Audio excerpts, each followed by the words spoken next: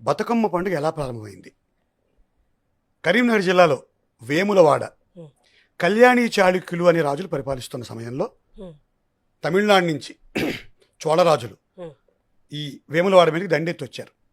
Rajaraja Chola the great ఆయనే స్వయంగా వచ్చాడు. వచ్చి వీళ్ళని ఓడించి రాజరాజేశ్వరి అమ్మవారి దేవాలయంలోంచి శివలింగాన్ని దొంగిలించాడు. ఆ శివలింగాన్ని తంజావూరుకు తీసుకెళ్ళి ఇప్పుడు ప్రపంచంలోనే గొప్ప టెంపుల్గా భాసిల్లుతున్న బృహదీశ్వరాలయంలో ఆ శివలింగాన్ని ప్రతిష్ఠింపజేశాడు. ఇలా చేసినట్టుగా తమిళనాడులో శాసనాల ద్వారా ఆధారాలు ఉన్నాయి.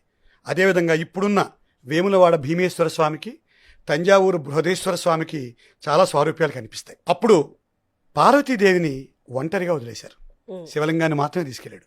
అమ్మవారు ఒంటరిది అయిపోయింది. బృహదమ్మ అంటారు, పార్వతీమాతని బృహదమ్మ అనేవారు ఆ వేములవాడలో.